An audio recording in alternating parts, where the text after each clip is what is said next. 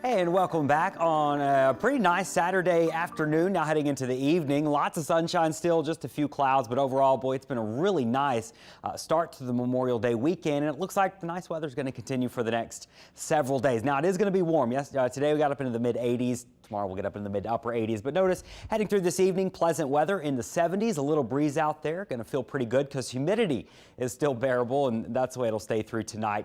And then tomorrow we're back up into the upper 80s. I have us about 88 tomorrow. Mostly sunny, still not too humid. I did throw in a 10% chance of rain.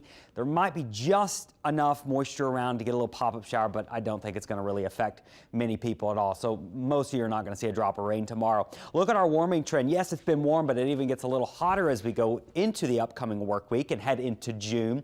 June officially starts on Wednesday. That's, of course, the first day of hurricane season.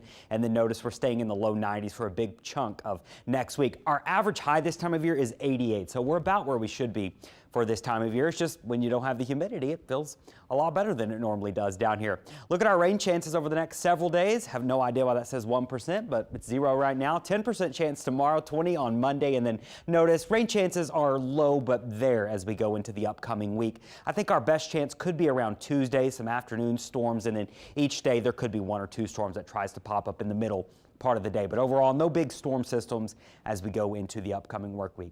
I do want to talk about the tropics. Yes, hurricane season is not officially here, but we are watching something in the Eastern Pacific, and usually when something is in the Eastern Pacific, we're thinking, well, we don't care about it. The reason we are watching this one, and it's named Agatha, is because its direction it's moving and where it might head as we go into the upcoming work week. So notice right now it's not moving very fast, but it is moving 5 miles an hour, still kind of north-northwest, but it is going to start to make a more of a northerly and then eventually a northeasterly turn over the next several days and start to make its way towards Mexico and then perhaps even get crossing into portions of the southwestern Gulf. So you look at the track of this thing, it is forecasted to become a hurricane and then make its way into Mexico as we go into early this upcoming week. So Monday into Tuesday, notice still just right in here and then weakening. But then notice the National Hurricane Center now highlighting the far southwestern Gulf of Mexico for development. Now the chances of this developing right now is about 20%. The chances are very, very low just because there's still so much uncertainty, and it's still really unclear on how much of Agatha is actually going to make it across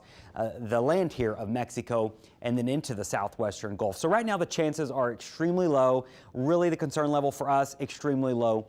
As well at this point. Now the other question is, well, if something does try to develop here, where does it want to go? Some guidance takes it to the east towards Florida. Those are the weaker solutions, and then some of the stronger solutions try to bring it up maybe into a little bit further into the Gulf. But either way you look at this is still 5-7 days away from now of it being in this portion of the Gulf, if it ever does get there. So there's still a lot of time to watch this thing. You can see with our GFS and Euro, they show similar scenarios. It moves into Mexico and then they just kind of diverge on what they want to do with it. But notice by next Thursday, so we're talking quite a ways from now, if there is anything, it'll still be in the extreme southwestern Gulf. So we just kind of reiterating, we got a long time to watch this. One of the interesting things with Agatha, anytime you get a storm that tries to cross basins, this is the eastern basin, and remember it has a whole different list of names. The Atlantic has its own list of names.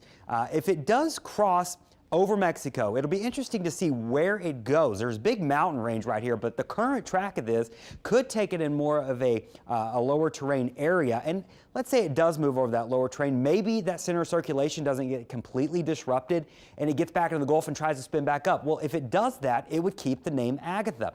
But if it gets over this mountain range here, gets shredded, and then just some of the moisture and rain gets back in the Gulf, and then that tries to reorganize, it would get an entirely new name, and it would get the Atlantic name of Alex. So that's just one of those interesting things we'll have to watch and see if it does try to reorganize. Is it Agatha or is it Alex? We just got to wait and see. Overall message, though, it is no immediate threat to the United States. We'll watch it long term, but we've still got into the middle part of next week before the thing ever even gets close to the southwestern Gulf. So just a reminder that hurricane season, yeah, it's nearly here. It does officially start on Wednesday. So notice we are looking pretty dry, just warm through Monday, and then rain chances a little higher by Tuesday.